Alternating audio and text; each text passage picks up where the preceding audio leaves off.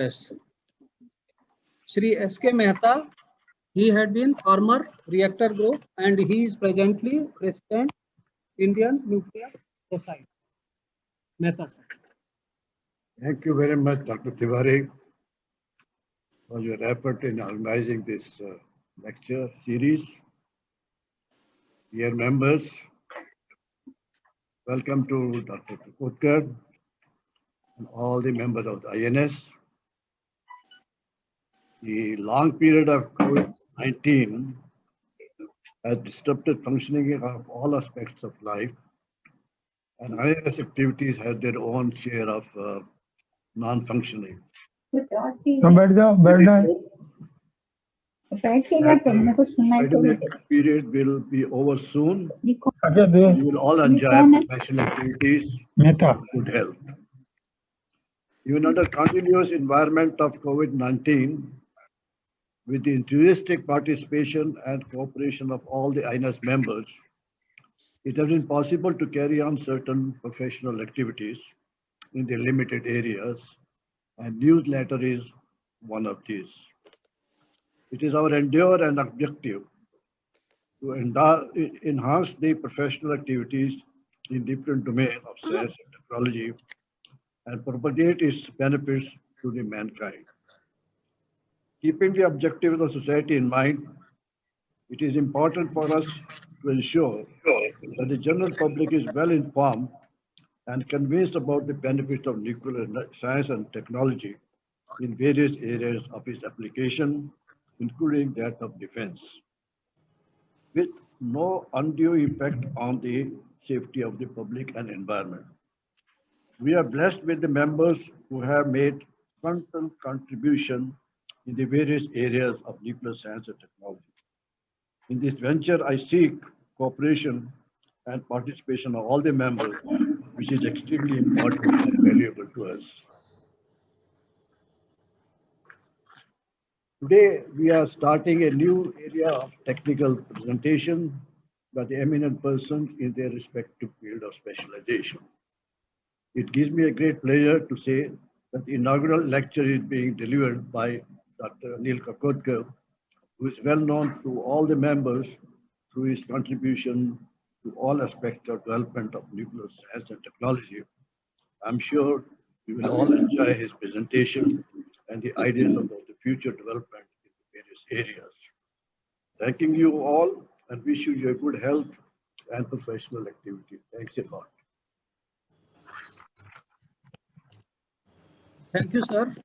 Thank you very much. Now I request Srimati Anupriti to introduce the speaker. Anupriti, please. Respected distinguished scientists and members of Indian Nuclear Society, hello and welcome to the first Indian Nuclear Society webinar series talk. I'm really delighted to introduce our chief guest, Dr. Anil Kakotkar, one of the pioneers in the advancement of Indian nuclear energy program. He is currently the chairman of Rajiv Gandhi Science and Technology Commission. He started his career as mechanical engineer in BRC in 1964 and went on to become director of BRC, chairman of Atomic Energy Commission, and secretary to the Government of India. In his professional career spanning 4+ decades, Dr. Kakotkar was instrumental in several important projects such as design and construction of Dhruva reactor, indigenous development of several critical systems of Indian PHWRs, and conceptualization of advanced heavy water reactor, gain experience on the industrial use of thorium. He was also part of India's strategic initiatives in Pokhran concerning peaceful nuclear tests conducted in both 1974 and 1998. His sterling leadership helped catapult India to a distinctive status of having advanced nuclear technology. For his exceptional and distinguished services in the field of science and technology, he was conferred with India's second highest civilian award, Padma Vibhushan, in 2009. Dr. Kakotkar continues to be actively involved in programs related to thorium utilization in nuclear power program and development of non-fossil fuel energy resources to meet overall energy requirements. He currently devotes his time in the issues related to energy, education, and societal development. He's also been propagating the concept of SILAJ, a knowledge-based ecosystem for technology-enabled sustainable development in rural areas to bridge the gap between city and village. We are extremely fortunate to hear from one of India's top leaders in nuclear energy, fittingly on today's webinar topic of nuclear energy in India in a carbon-constrained world and the role of INS. On behalf of the Indian Nuclear Society, I welcome Dr. Kakotkar to deliver his speech. Thank you.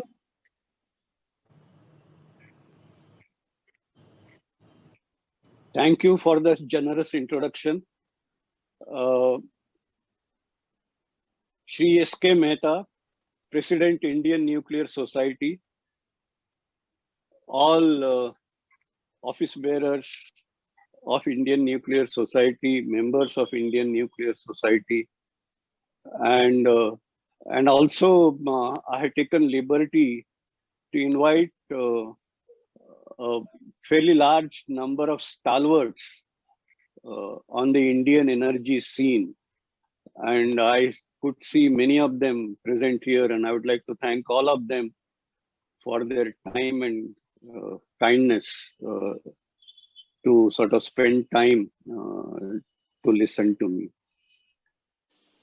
I would also like to compliment Indian Nuclear Society for beginning this new webinar series, webinar talk series, and giving me the honor to be the first speaker. What I intend doing today is to essentially kind of highlight the strong emergent need in India to do much more about nuclear energy, and look at that in the context of the climate debate that is taking place all over the world, and also what Indian Nuclear Society should and could do, because I think there is a lot of external dimension of engaging with different stakeholders, and I think it's an important part to be played by Indian Nuclear Society. So that's what is the sort of key driver for whatever I'm going to say. Can we go to the next slide, Dr. Tiwari? Can you get the slides on? Yes, and you can go to the second slide. Yeah. Second slide, please.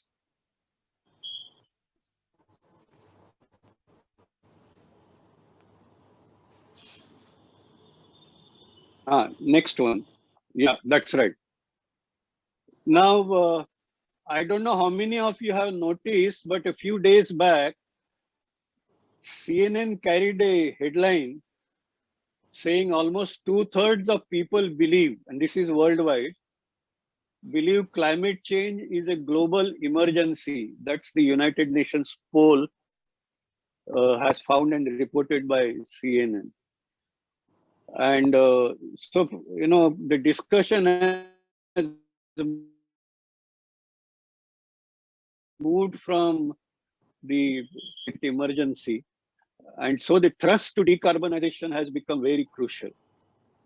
Now, this has, of course, climate change has been talked about for a long time, but there were non-believers, there were skeptics, but progressively, as more and more data and more analysis and studies became available, I think this there is a general acceptance of the fact that we are now in an emergency situation. And the first step towards this recognition was a report of IPCC on global warming of 1.5 degrees. You might remember that Paris process, the benchmark was 2 degrees, and all the commitments or the kind of intended announcements made by different countries were with respect to the 2 degrees. And then it was realized that 2 degrees is not going to be enough, and we need to be staying below 1.5 degrees in the year 2100. and that will require cuts in greenhouse gas emission of 45% below 2010 levels by 2030 and to reach net zero by the year 2050. Now, we thus have only 10 years to reach the emission cut, 45% below 2010 level, and 30 years to reach zero emission. And particularly in India, we have to do that while addressing development aspirations, of course, globally also much of the world, because most of the world is still aspiring to be developed, and particularly true for India. Now, if you want to achieve that, the actions have to start now, not by talking about new development, because then large-scale deployment has its own gestation period, and we probably don't have that period. So we have to do that, all our actions leveraging available and rapidly deployable technologies. That's an important point if we want to achieve this goal of mitigating this climate emergency.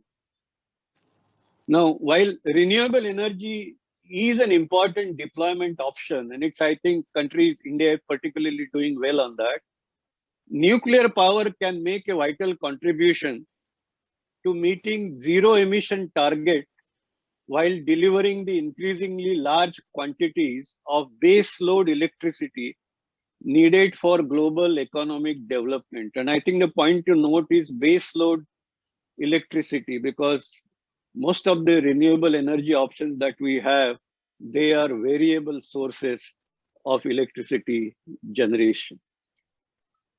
Now, just as there have been reports coming from IPCC, and I have made a reference, there have been reports from IAEA, and also in the year 2018, there was a report titled The Future of Nuclear Energy in a Carbon-Constrained World, an interdisciplinary study carried out by MIT. Now that study has actually concluded that without nuclear contribution, the cost of achieving deep decarbonization targets increases significantly. Can we go to the next slide, please?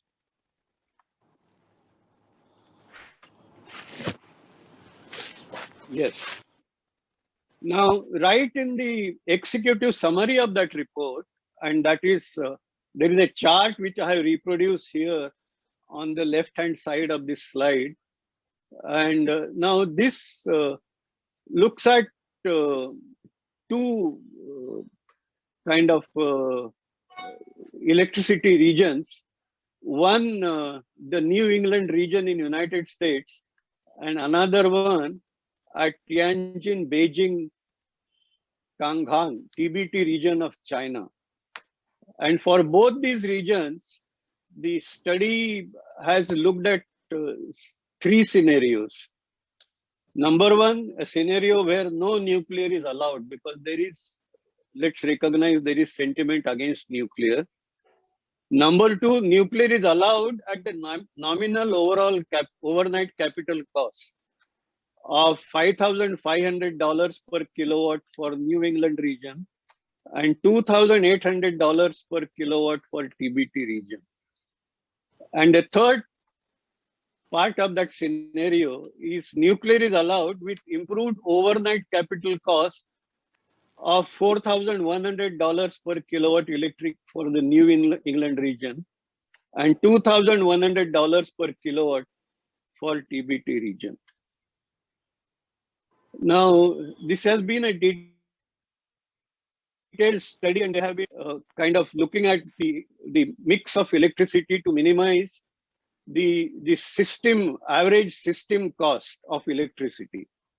And in that optimization exercise, they figure out, and they have looked at, for different levels of emissions or different levels of decarbonization targets.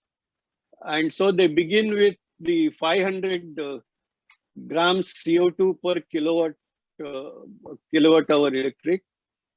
which is roughly equivalent to the present scene, and deep down to 10 or even 1 gram CO2 per kilowatt hour electric. And the orange bars there, they represent the no nuclear option. The green bar represents the nuclear option allowed, but at the current nominal overnight capital cost. And the yellow bars, they represent the improved capital cost, both in United States as well as in China. Now the conclusion, the broad conclusions of this MIT study for minimum average system cost of electricity and the nuclear installed capacity. On this graph, on the left-hand side, the two charts, they are for the average generation costs in dollars per megawatt hour. And on the right-hand side, this is for the nuclear installed capacity as a percentage of peak demand. And the top charts are for the New England region of United States, and the bottom charts are for the TBT region of China. Now, this study actually shows that the average generation cost at low emissions without nuclear, the generation cost would become twice for low emissions in New England region of USA and 4 times in TBT region of China if no nuclear is allowed. Similarly, in terms of the installed capacity, installed nuclear capacity as a percentage of peak demand for realizing the minimum average electricity generation cost in the system. And mind you, this is a calculation for the system, not at the generation level, because we all know generation level tariffs are one thing, but by the time it comes to consumer, you have to add to additional both capital and recurring costs involved in transmission and distribution. So this talks about the system as a whole. And it says that for that optimum, the installed nuclear capacity as a percentage of peak would be around 60% in New England region of USA and around 80% in TBT region of China. And I'm sure all of you or many of you would be surprised at looking at these numbers. But if you believe MIT calculations, this is what turns out. Now, we don't have a similar study in India. And I'm not too sure that we have the capability of doing so, because in past also, I have not seen such comprehensive studies. And I strongly recommend both to Indian Nuclear Society and also to all other kind of expert bodies and individuals to undertake such a study, if not individually or by individual institution, by coming together collectively. But such a study is extremely important for India, because India is going to be a much larger electricity system. It's already is, but it's going to be much larger. Now, let's look at, can we go to the next slide, please? Next slide. Yes. Now, at the Paris process, we know that different countries have announced their own INDCs and intended nationally determined contributions. And at that time, different countries had announced different goals, and I'm taking 2 important, but in a manner of speaking, contrasting examples. Germany announced for 2020, that is current year, their climate goals as announced were reduce greenhouse gas emission by 40% and reduce primary energy consumption by 20% and increase share of renewable energy consumption to 20%.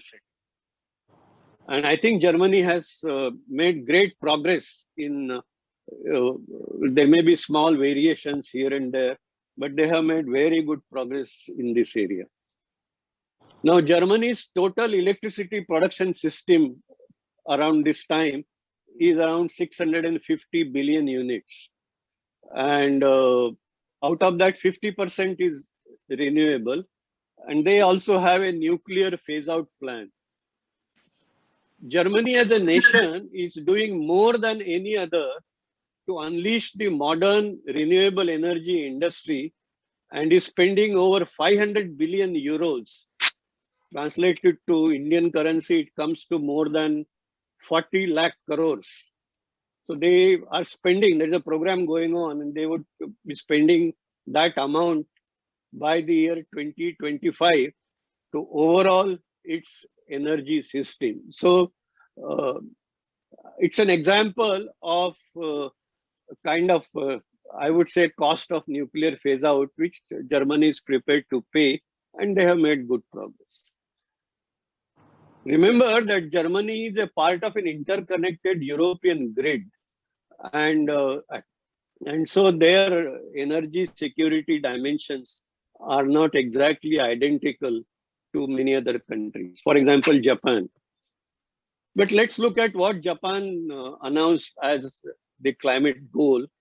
And they said that by 2030, they would aim to reduce by 26% from the 2013 rates. Now, Japan's electricity production system is bigger than Germany. It's around 1100 billion units. Out of that, 15% is renewable. Now, we know Japan suffered Fukushima and they have gone through a big review of their energy mix. And in 2018, post Fukushima, the Japanese government revised its energy plan to update the 2030 target for nuclear energy. Because, you know, you had that almost shut down all nuclear power plants. And they updated that target to reach 20 to 22% of nuclear energy by the year 2030 by restarting many of the reactors. And they already started a number of the reactors by now. Of course, they will continue with LNG 27%, coal 25%, renewable 23%, and oil 3%. So you can see the contrast.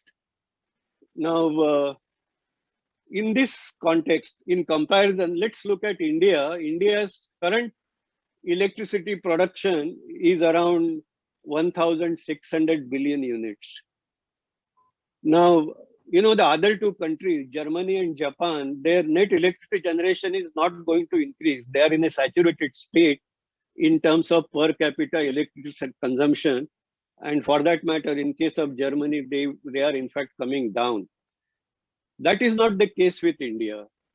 For us to reach a respectable human development index like the advanced countries, let's say 0.9, we would need to increase our electricity generation maybe 4 to 5 folds to reach. So I think our stakes are way higher, and I'm not too sure whether all of us are sufficiently sensitive to this need. Can we go to the next slide, please?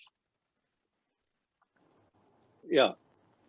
Now we are approaching COP26, Conference of Parties. I think it's going to be held in Glasgow in a few months' time. Now, in that context, let's look at the top 10 carbon emitters in the world.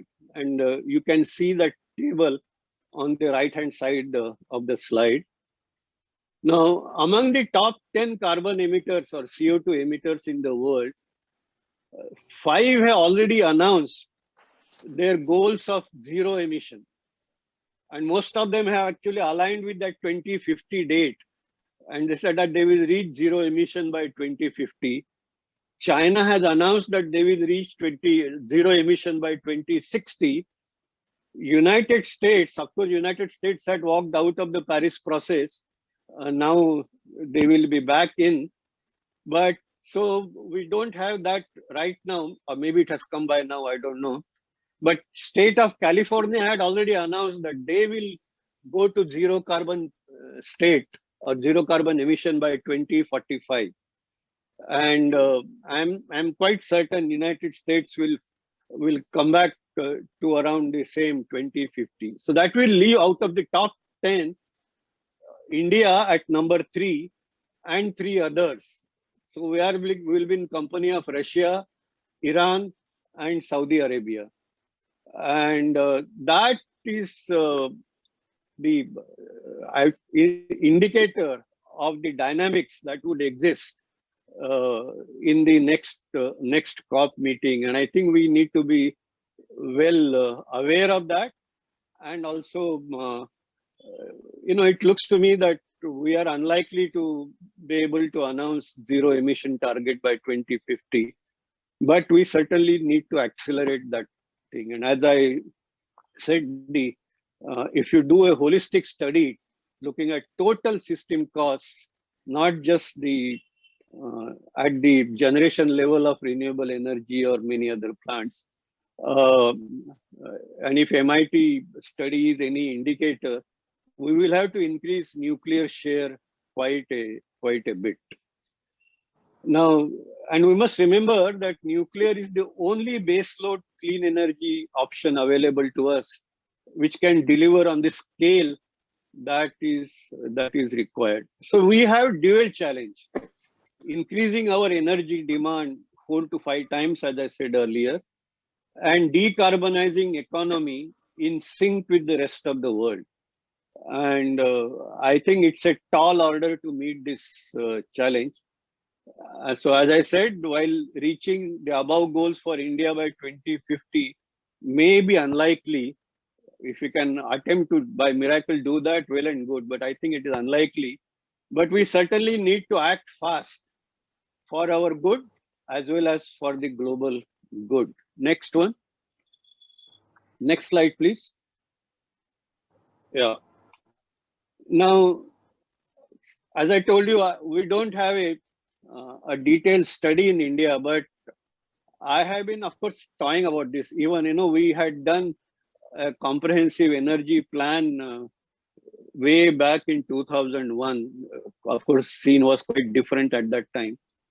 But even there, I had visualized in my mind, maybe intuition or whatever, that we should actually aim to be, contribute 50% nuclear and 50% renewable. Now, leave that aside, but today looking at MIT study, if one were to do a back of envelope assessment, and let us say our target is to reach 5,000 kilowatt hour per capita in the country, because that is what is required to reach 0.9 Human Development Index. Now, if you want to do that, then we'll need to increase our generation from 1,600 billion units to 8,000 billion units. Now, if you want to become an 8,000 billion unit electricity generating system, and if you look at those numbers for nuclear share between China and United States, they are 80% and 60%. I am saying if we just restrict to 50%, and let's say that remaining 50%, it has to be zero carbon. So let us say all of it has to come from renewable energy. We will have to increase renewable energy capacity to something like 2,500 gigawatts. Currently, we are generating something like 83 gigawatts. So we need a 30-fold increase in renewable energy generation capacity at that level. But let's move to the baseload plants.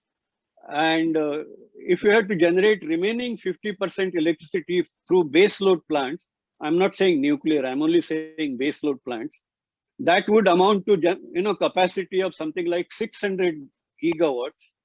And the current baseload capacity is around 280, 290 gigawatts, consisting of 230 thermal, 45 hydro, and 7 nuclear. So this would mean that we'll need 30-fold increase. This back of envelope kind of calculation would mean we need 30-fold increase in renewable. And even if nuclear were also to see 30-fold, doing 30-fold increase in 20, 30 years is huge. But even if we say that like renewable, nuclear also were to see 30-fold increase, it will only take you to something like 200 gigawatts.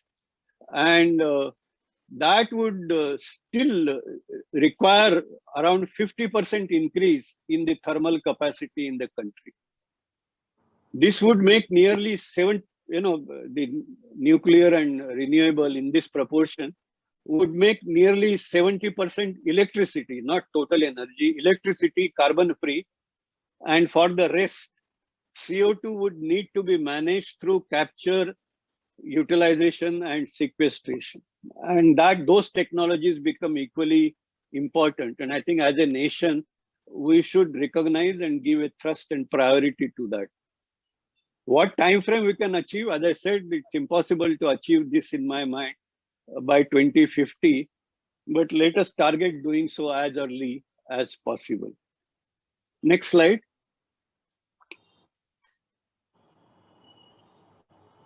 So in that backdrop, here is where we are in the current Indian nuclear energy program. We have 22 units operating, totaling to about 6,700 megawatts. There are 9 units under construction. Out of that, 1 unit has just achieved criticality. I think it has been connected to the grid, but not yet commercial.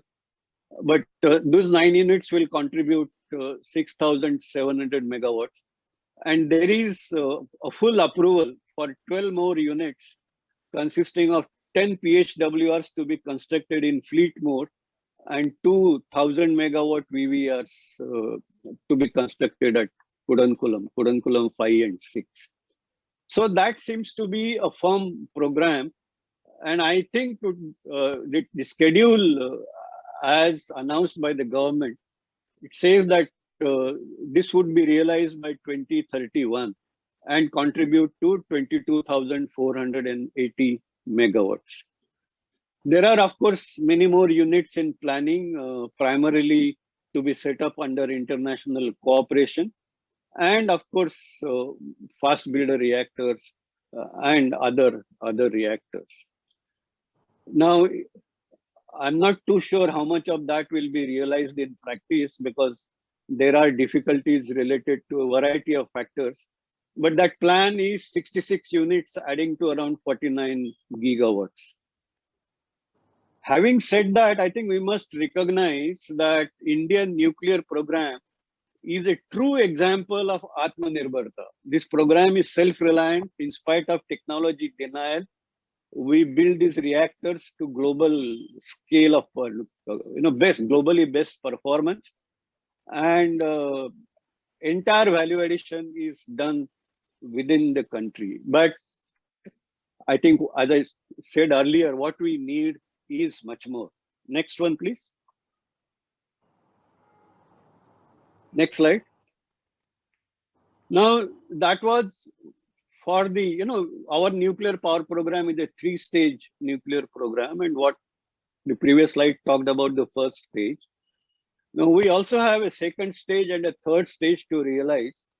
So here is a kind of a broad brush look at how much capacity can we realize through second and third stage of our program by the year 2050, because that is what everybody is looking at.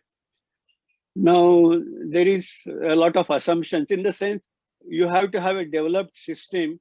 At the moment, we have the oxide fueled PFBR 500 megawatt unit as a fully developed system and a prototype in commissioning. We also have an advanced heavy water reactor. It is developed on paper, but a lot of development work has been done. So we can say that this design is ready to take it forward. But for other, you need development, you require design, you require work on the prototype, and then the time for deployment of these reactors to achieve capacity. Now, I won't go into the details of this slide, but suffices to say that if you look at these issues in detail, it looks that maximum one can add by 2050 through second and third stage is around 10 gigawatts, which is important. And it's more important because there is life after 2050 and we need to leverage our thorium. That objective remains strong. So this program must continue on priority, but the way we are losing time, I think this urgency that we need to meet in terms of deployment is something that we need to focus on at the moment. Can we go to the next slide? So in that context, let's look at what are our available choices for the quickest contribution to be realized through nuclear energy. And it looks to me that as far as the currently fully developed systems are concerned, heavy water reactors, pressurized heavy water reactors are our prime bet, should be our prime bet. As I said earlier, they are indigenous, they are very competitive, and they have demonstrated the world's best performance. They have achieved global awards, and I don't want to go into detail there. But I certainly want to point out, many times we have this, I'm a champion of both solar and nuclear. I was the first chairman of Solar Energy Corporation. And so for me, the synergy between renewable and baseload generating power plants is extremely important. But I think we need to maintain balance. I think our discourse in our country gets polarized very fast. I don't know why. But so I think, we look at tariff, and obviously solar tariff is so cheap, so everybody is running for it. Understandable. But I think we need to recognize that if you look at capital cost, and not capital cost per megawatt peak or something like that, but capital cost per million units generated in a year, because that's a true measure of comparison. And if you compare that with the capital cost which government has announced for the 10 fleet mode reactors and solar, recently that large plant in Karnataka which came, it is something like PHWR takes something like 1.9 crores per million units per year, whereas solar would take 2.3 crores per million units per year. And now the question is, in spite of that, at tariff, the solar becomes so cheap, and that I think is a result of the policies and the financing costs, the interest rates, and of course the gestation period. The time for completing a nuclear project is much longer. Now, to me, all these issues can be handled by policy, and I wonder why we are not moving in that direction. Because to me, even today, nuclear is cheaper than solar. And if you do that and put in important key deployment strategies, I think we can increase the so-called zero carbon baseload generation capacity in the country quite fast. Now, currently we're talking about PHWRs running on natural uranium, which is fine, but we must recognize and we must be aware of the fact that this leads to large spent fuel inventory, which will have to be recycled, and there is a cost to recycle that. Now, PHWRs can also run on low enriched uranium, and there are enough studies and a lot of work has been done, including in India. And we can run these PHWRs on low enriched uranium. And if we can if we can import natural uranium, we can also import low enriched uranium for PHWR. We are anyway importing that for light water reactors. And if you do that, we can bring the spent fuel inventory by a factor of 2, or if you do better, even factor of 3. And that would mean the recycle will become much cheaper. And that's something which must be urgently done as the PHW PWR program expand. Even better and more promising way of reducing spent fuel inventory is to talk about what is known as HALEU, that is high assay low enriched uranium along with thorium. Now, if you do that, you can run a PHWR as well, but you can get much higher burn up, and the spent fuel inventory can be brought down by a factor of 7 to 8. And now the problem is you have to prove this fuel. You can't prove that in the country at the moment because we don't have irradiation facilities. Fortunately for me, there are people in United States. They have taken fancy to such an idea, and currently field development is taking place at Texas A&M University and also at Idaho National Laboratory. And so actually it becomes currently, what I'm saying is it becomes an attractive proposition for reducing spent fuel inventory and make PHWR a competitor in export market. And India can become an exporter and give a boost to our domestic manufacturing industry. So not to mix up with the domestic program, because there are other political issues involved. But India can become a net exporter using this strategy, because PHWR can easily go exported from India. Coming to light water reactors, we expect a number of LWRs or PWRs being set up through international cooperation.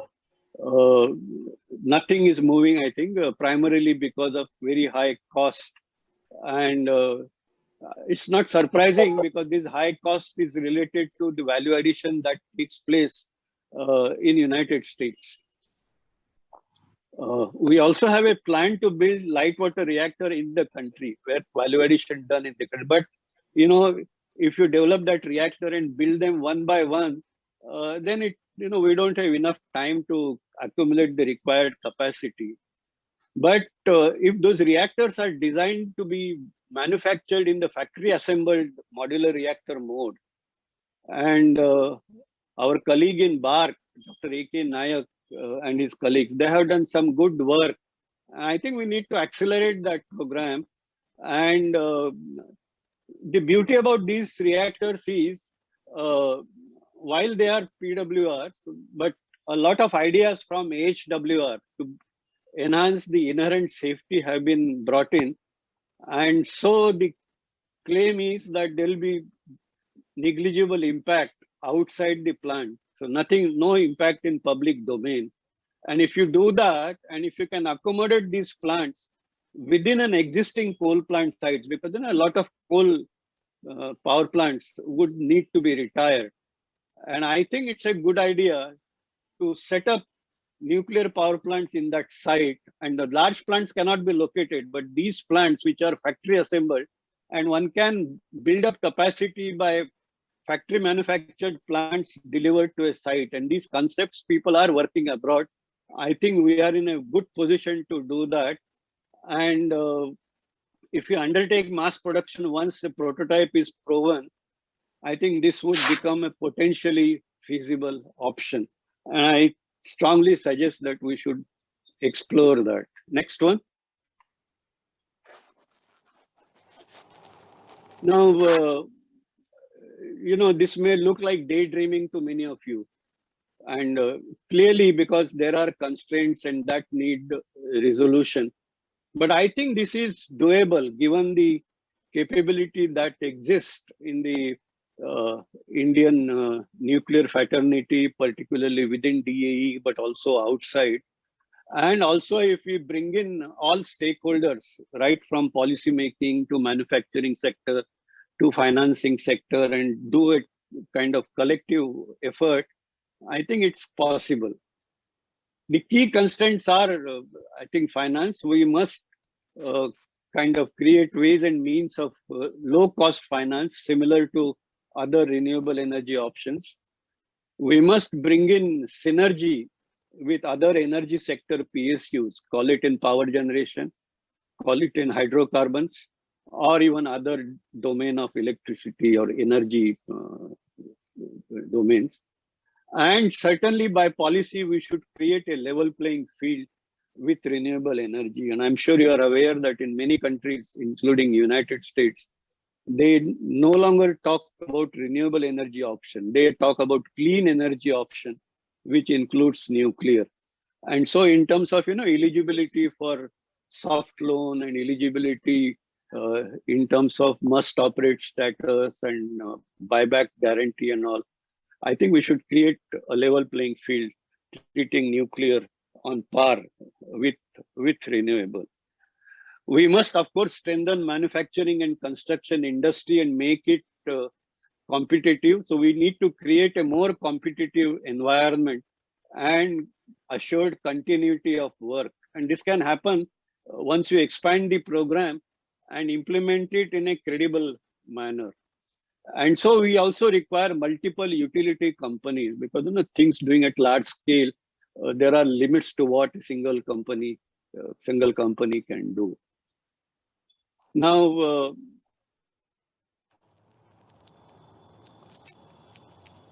a significant part of this power generation would be based on imported uranium, and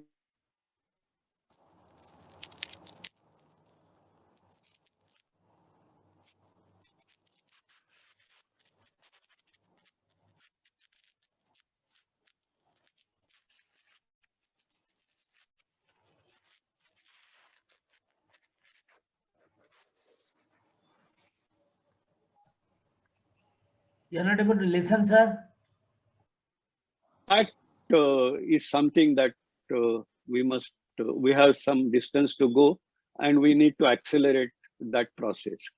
We must maximize, of course, the domestic uranium supply and enrichment capacity so that we reduce the back-end fuel cycle cost, because that safeguarded recycle plants add to that additional cost.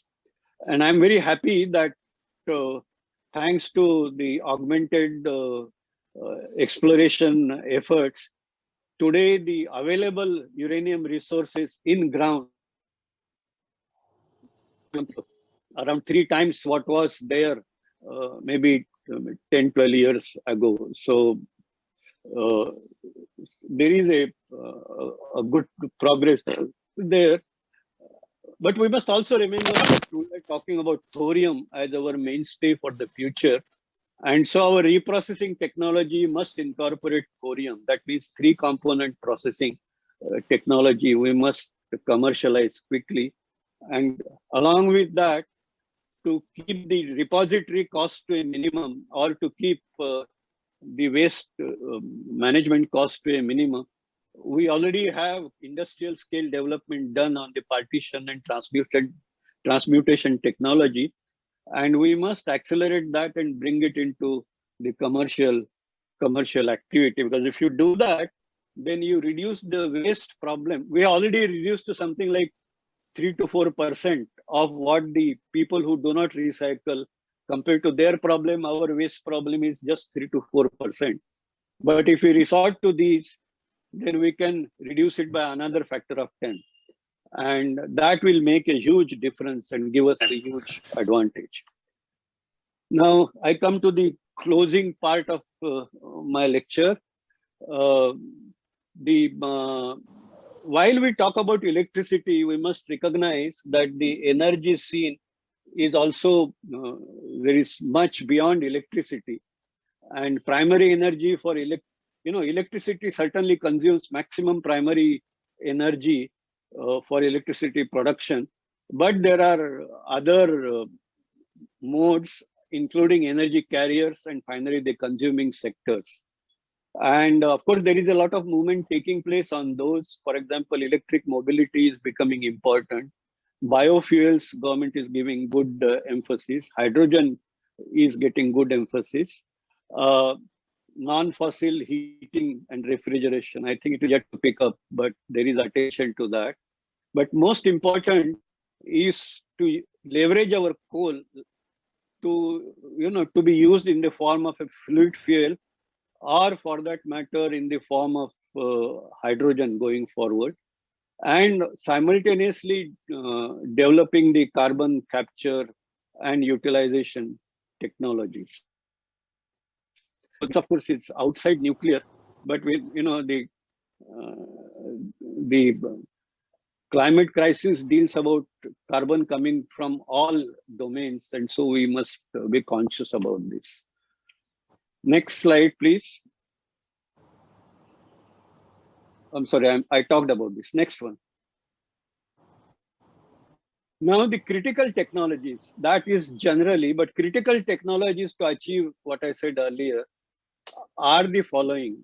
We must perfect steam electrolysis to produce hydrogen on scale, and you feed electricity coming from non-fossil sources, then you actually get green hydrogen. You must perfect and scale up thermochemicals. These are all things at small scale development, but we need to accelerate. Energy storage, everybody talks about it. I always feel the solar thermal storage is going to be the cheapest option. Somehow we seem to be neglecting that, but we must pick that up. Production of hydrocarbon substitutes using hydrogen biomass and carbon capture, utilization, and sequestering. Next slide, please.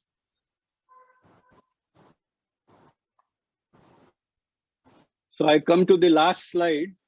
So what are the challenges ahead? And this is where Indian Nuclear Society should do the job of mobilizing both internally as well as externally. We must build a national consensus on minimum system level cost of electricity generation, or what is that electricity generation mix which will give us minimum system level cost in the country, and adopt related policies to take its implementation forward. Today, we don't even know what that mix is. But I think this must be accelerated, and INA should play its role in doing so. Strategy for financing of nuclear. See, today nuclear is dependent entirely on government budgetary resources, and government has been supporting, but there are limits to what government budget can support. And we're talking about bigger and bigger programs. So we need to think about clever financing means. Of course, keeping in view the sensitive issues related to nuclear. Distribution of nuclear share among different possible reactor technologies that can be leveraged for large-scale deployment to reach maximum nuclear capacity by 2050. I think we won't be able to reach zero emission, but I think we certainly should aim at reaching maximum nuclear capacity by 2050. And of course, robust delivery mode, back end of fuel cycle, and reactors for second and third stage to make thorium utilization at scale independent of fissile material imports, because other than thorium requires fissile materials. And if you want to do that with imported fissile material, then you got to do the further development under safeguards, and that's very difficult. So we must be able to do that based on domestic fissile materials, and hence the 3-stage nuclear power program and also the enrichment capacity.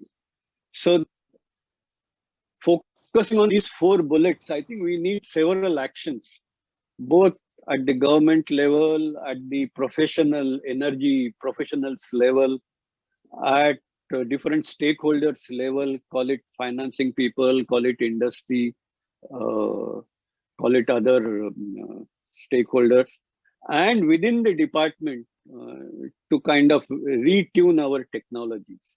And I'm very glad that INS is kind of post-pandemic is starting its activity with renewed vigor.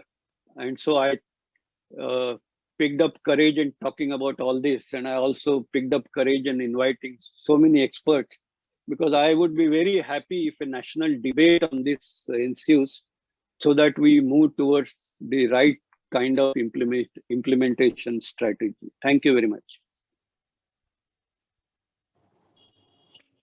Very nice presentation, sir. Very nice presentation. Thank you. Great. Thank you. Great. Very informative, sir. Thank you. Thank you. You are the genius in this field, sir. Country is proud of you. Country is proud of you. No. I think it's all collective. These things. Kakur sir, very nice presentation, Kakurkar sir. PK Batu speaking. Let us join hands, whatever we can. We are with Dr. Kakodkar. Excuse me, so we can take some questions one by one. Dr. Kakodkar's lecture is definitely very lucid, and it brought out the challenges as well as directions. मुझे होगा नहीं तो तुम्हें सुनेंगे वो बर्तन मांजना सुनेंगे. चलिए presentation को हटा दीजिए please. Presentation को हटा दीजिए. I request everyone to mute, please, and we will take the questions one by one. And I would like to go to chat box so that I can see the questions. आप presentation को हटा दीजिए पहले. हम हटा देंगे. थोड़ा presentation पे किसी का question होगा तो पहले वो question ले लेते हैं. Please let us. तिवारी साहब, lot of people have not been able to join, so I think we have to put it on. अगर इंडिया एनर्जी फोरम को आप भेज दीजिए presentation, we will circulate. Sir, excuse me, we will take the suggestions in the chat box. Let us listen to some questions which may be queued. So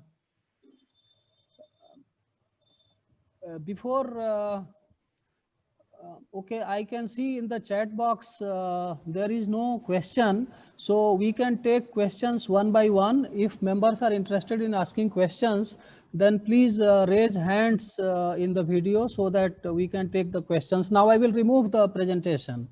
Okay. I will remove the presentation and we can listen to questions. Yes, sir. Please go ahead. Yes.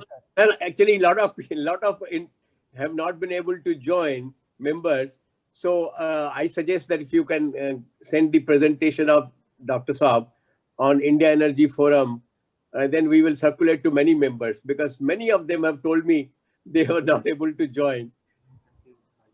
It was a very good presentation, sir. Yeah, with his permission, we will put it on our website and it can be downloaded from the INS website. Okay, sir. Okay, yeah. Thank you very much. Yeah, we can take the next question, please. Can I ask a question, please? Yes. I think this is Sanat Kumar, sir. Yes. Ask a question, please. Yeah. Go ahead, Dr. Kakodkar, once upon a time, DAE used to say quite frequently, away from reactor breeding. So, if that program is there, then thorium can be converted to uranium-233 without having too many of these PHWR, VAB, etc. We will be able to do. So, for that, what you need is only neutrons. So, if you are able to get away from reactor breeding process going on, you may be able to get into third stage more easily. Can you comment? Yes, I think that is an important point, and it is for that very specific reason. You may be aware we gave a lot of thrust to accelerator-driven technology, because you have to produce neutrons by non-reactor means, and so you require accelerators. And there are, there are programs around the, particularly in the high energy physics, where accelerators with very high proton energy are being built. And we have also a collaboration on with some of these parties. Somehow, rather than running parallel with those people, our collaborators, and catching that here, we are actually trailing behind. So the problem is same, if we had obtained the required accelerator technology by now, one could actually produce systems to breed fuel away from reactor, as you correctly observed. So we were talking about this maybe 20 years back. Now 20 years are past. That is the problem. No, what I wanted to emphasize is that the present ADS programs try to combine ADS with reactors. I am suggesting that you have ADS alone, forget about the reactor, with the ADS you can use it for transmutation as well as producing thorium. Two programs you can have. Cost No, will- no, talk about cost later. No. It is same. What we are talking about, an accelerator with reactor means the reactor has to be subcritical. And so we are essentially talking about, of course, if you can have all fertile material, or you can have a subcritical assembly. And there is, if you want all fertile material, the specification of accelerator is even bigger. That is much beyond.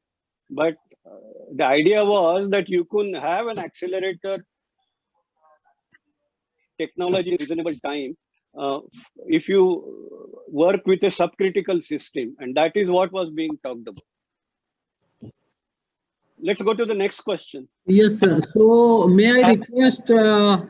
Mitesh to ask his question? Providing this opportunity, I Shri think. Mitesh? Yes, sir. Am I audible, sir? Yes, please go ahead with your question. Thank you, sir, for providing the opportunity for this meet. As a youth, I wonder, I think so. This nuclear, the education in the nuclear field is very limited to concerned people in that field. So I just wanted, what could be Dr. Kakodskar view for youth people regarding the nuclear thing, nuclear industry? What can you do to make sure that nuclear industry is going forward? Well, I think this is a very important question, and as you know, there is a in-house education program in both Department of Atomic Energy, consisting of its R&D units, but also public sector units. Now, it was realized when we talked about this larger program, it was realized that we'll need a lot of nuclear professionals even outside. And so several universities were actually encouraged to take up nuclear courses, and they have done that. And even now, some universities do offer. But the challenge is, if you make a comprehensive nuclear academic program, and then if you are not able to provide them proper employment, then that's not a very healthy thing to happen. So it has to go hand in hand. So actually, I know many education institutions, they began nuclear programs and then shut it down because things were not moving up. But you are right. I think nuclear education has to be paid attention to in sync with the growth in the program. But I think we need to take a broader approach at the national level to be able to achieve that. You know, going kind of on and off, it doesn't help. It does more harm than good. Thank you, sir. So, yeah, so there is a question. Can I get one question, sir? Sir, wait a bit, sir. Okay, sir, please go ahead. Yeah. See, I am from BHEL, ex-BHEL. 700 megawatt units, PHWR, have been stabilized. And it's the pride for the country that we have indigenized. I suggest that the government should also clear another block of 10 or 20 units, as they did in case of coal-based units of 500 megawatt, when we had stabilized the 500 megawatt supercritical technology. So if the 700 megawatt units are also fastly added, probably it will add to the faster nuclear capacity in the country. 10 units have been cleared by the government. I think they should clear another 20 so that the industry gets prepared and more capacity is generated, because it has the advantage of 100% indigenous production, you know. So that is my suggestion. Thank you very much. No, I think I 100% agree with your suggestion. The only issue is if you approve all the projects and the corresponding finance does not come through, then the company implementing it runs a huge financial, in fact, existential risk. And of course, they don't say it, but let me say on their behalf, I think NPC may be worried about this. And so if you I think what you are saying is the way forward, but I think we must create a assured financing modality for that to happen. But I 100% agree with you. Thank you, sir. Thank you. Thank you. Thank you. The question in the chat box, sir. Everyone talks about waste from nuclear, but no one talks about waste from solar panels. So he wants your opinion.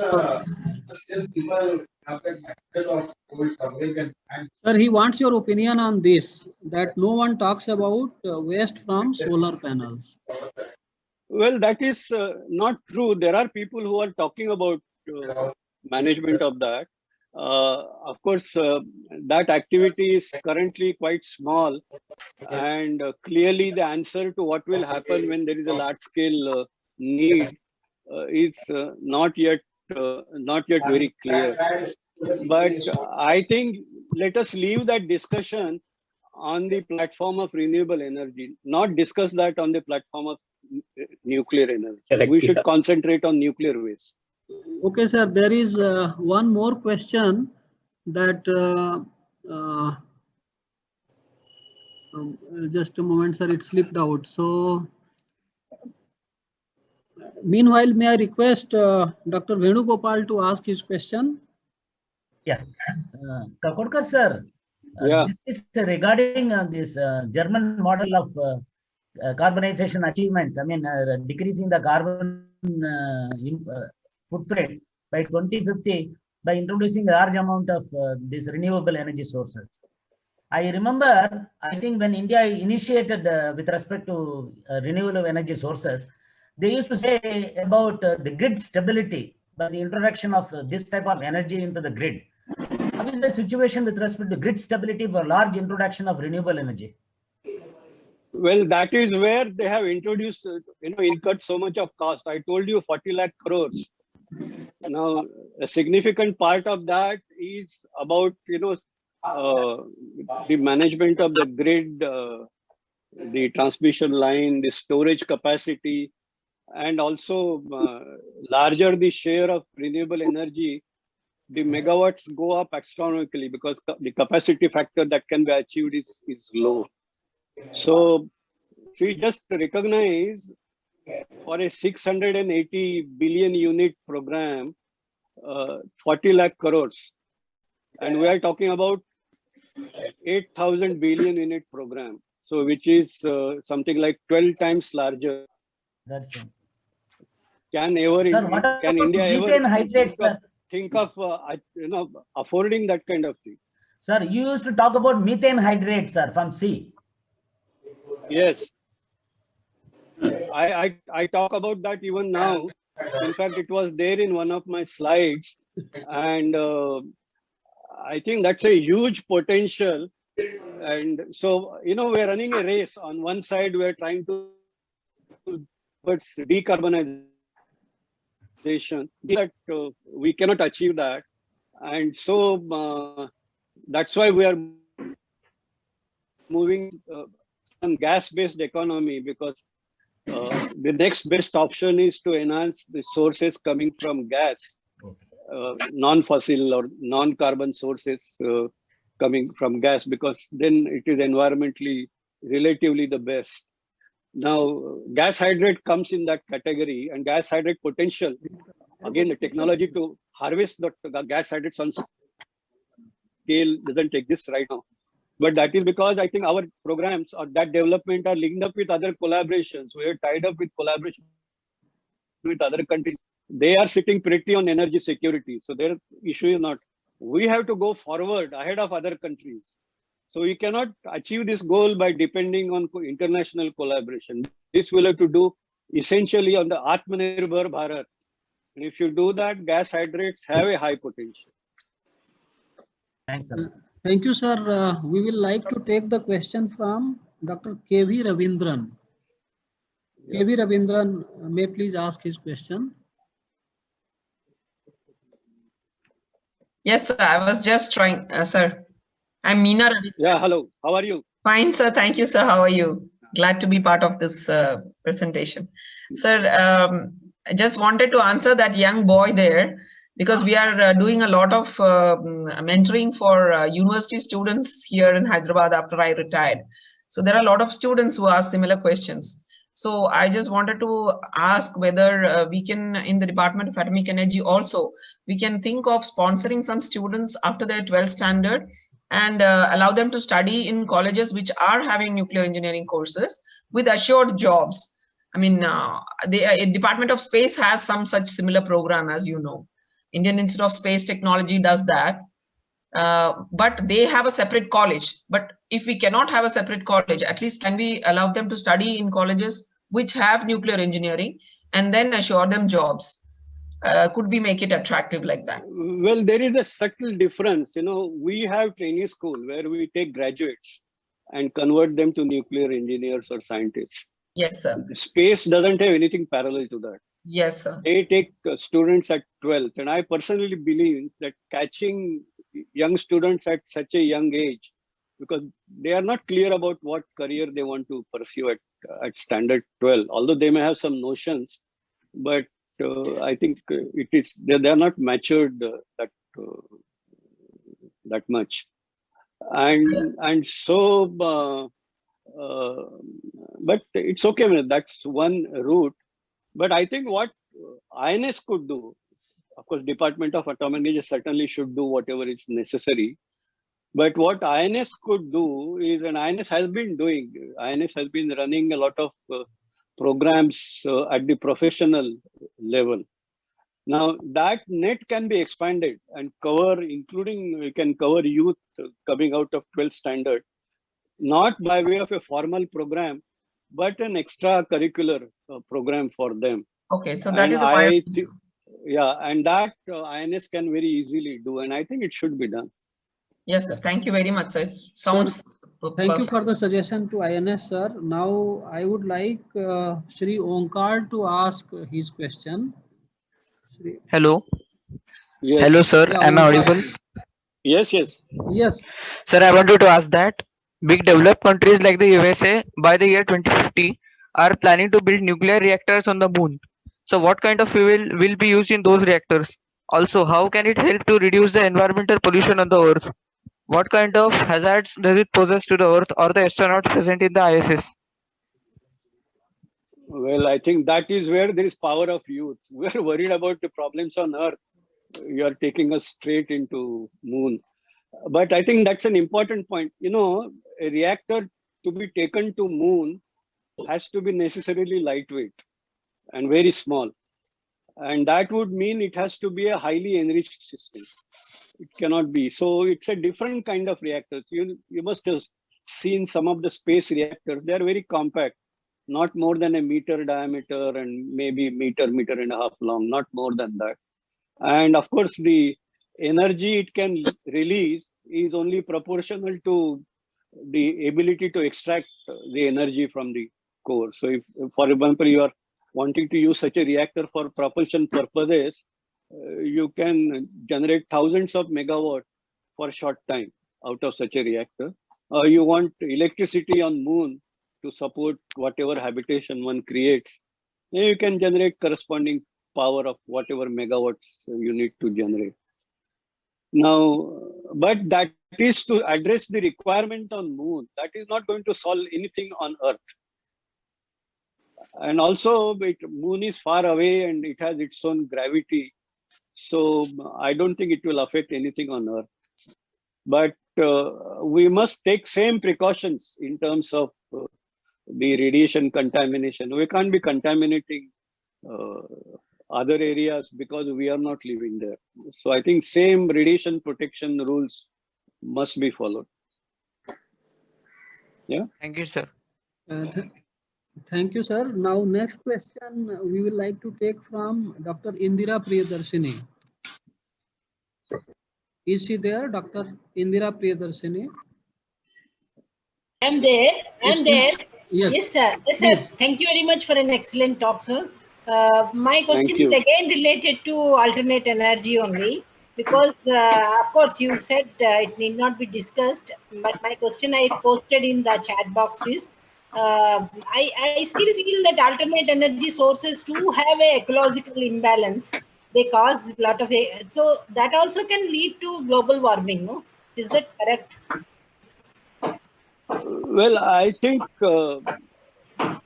see, when one talks about the lifetime carbon emissions, you know that nuclear is better than even alternate energy sources or renewable energy sources. So that your point is right. But it is small compared to the conventional energy generation sources. This is still small.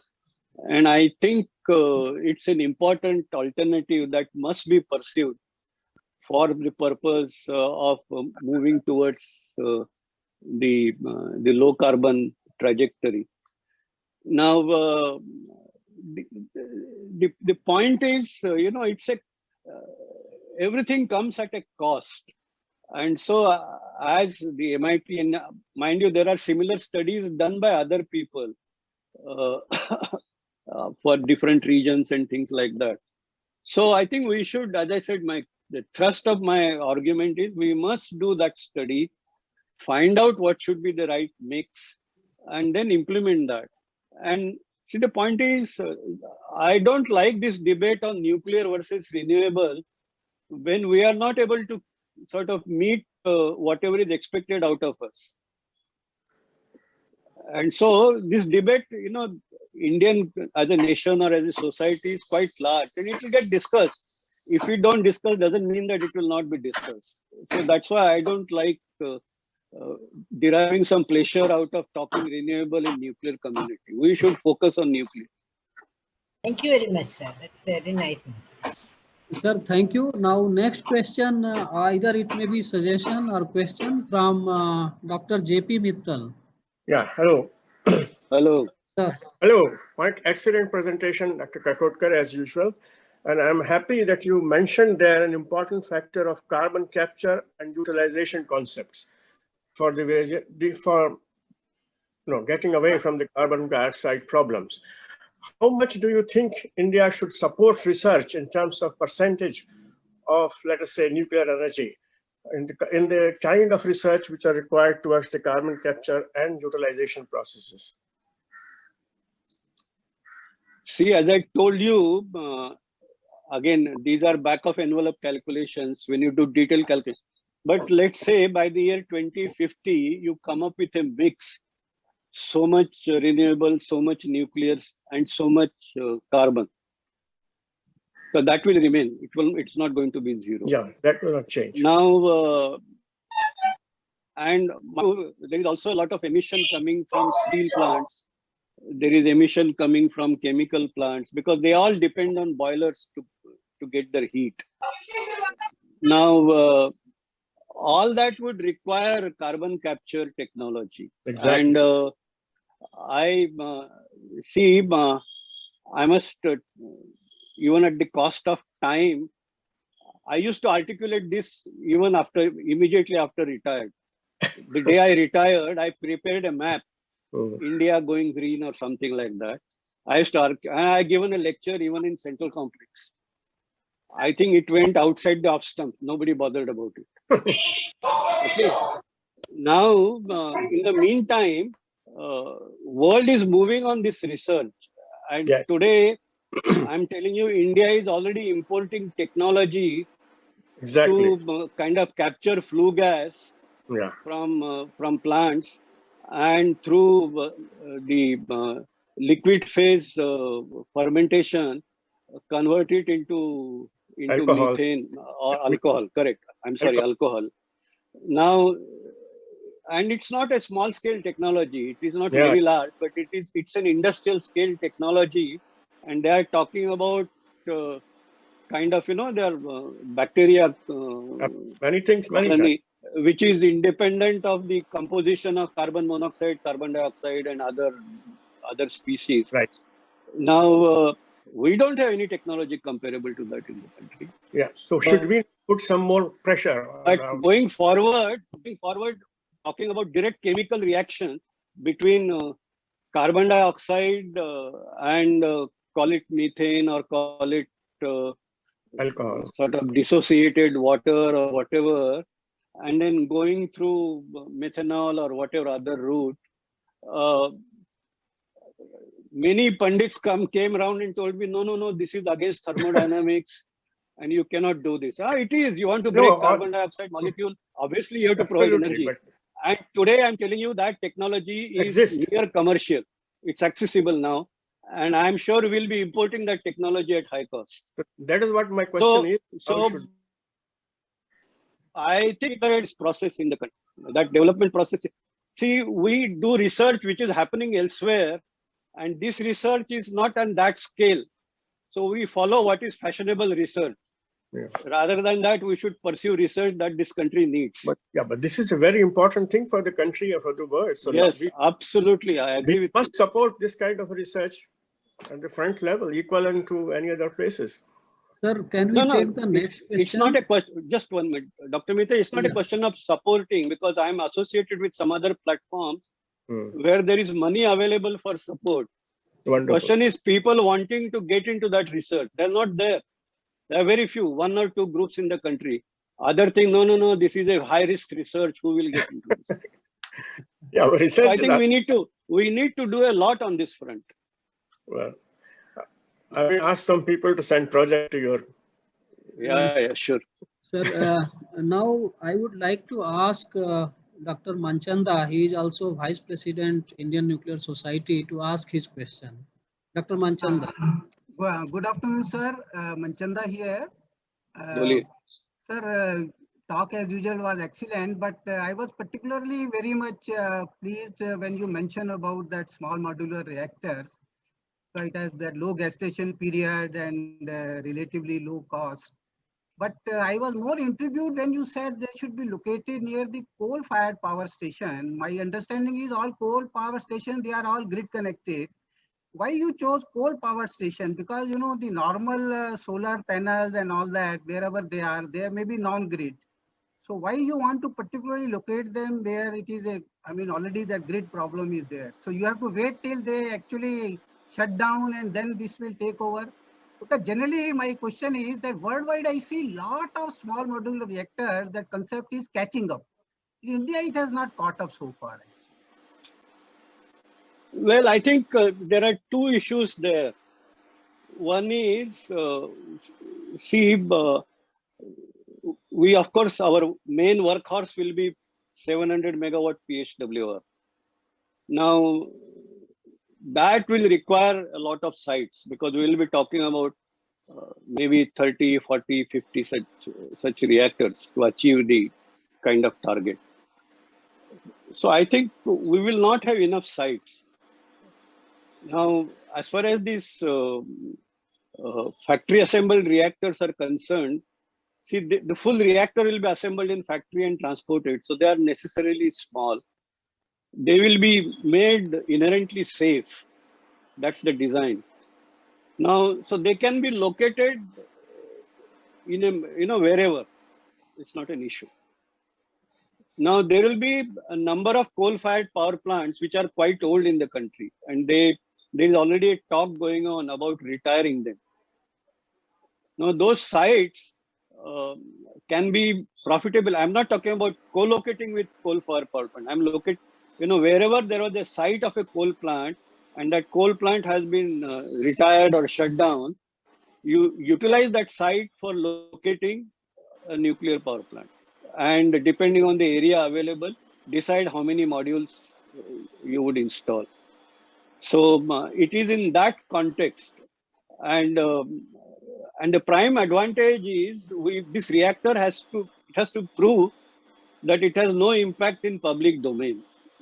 So, and that as a part of HWR development, a lot of work has already happened, and that experience can be translated into this design. Now, you talked about solar, but to visualize that solar does not need to be connected to the grid is not right. That is, of course, there are standalone solar plants, but they are all small capacity, and they are not going to add to the kind of numbers we are going to talk, or we are talking. To reach that gigawatt scale or 2,500 gigawatt scale, you have to have large solar plants, and there are plants in the country running to thousands of megawatts, and they are necessarily grid connected. So I just wanted to clarify that point. But here the idea is that to remove the siting constraint, we must construct maximum PHWR 700 megawatt. But a time will come when there will be siting constraints.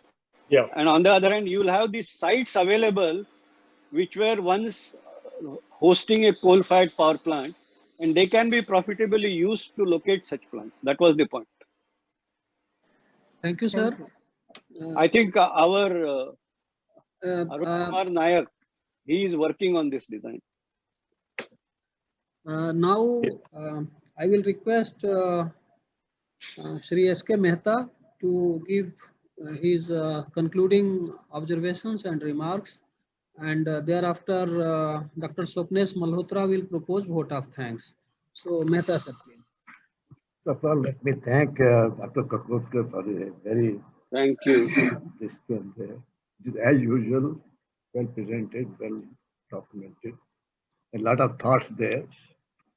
I think the studies of the various power systems and their implication with respect to the country, it's been discussed again and again, and there is always a time for looking at it again.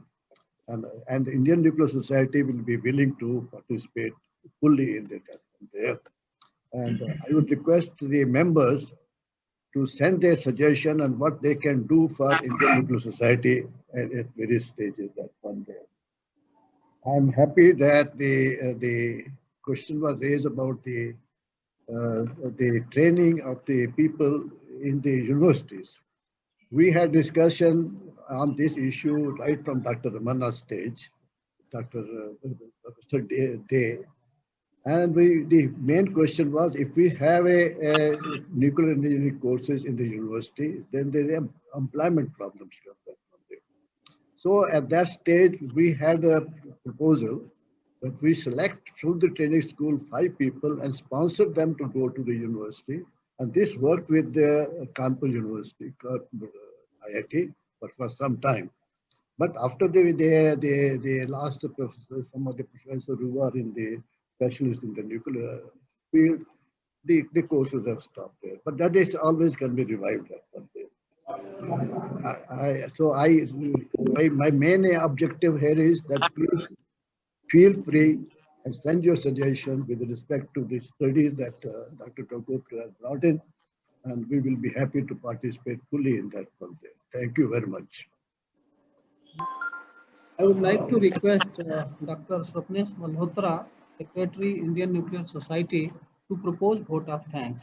Sir, may I request that I have to make two suggestions or 2 requests before the vote of thanks. This is S.M. Mahajan from India Energy Forum. There was some reference to the small modular reactors in the presentation by Dr. Kakotkar, and just now Mr. Manchanda has also mentioned.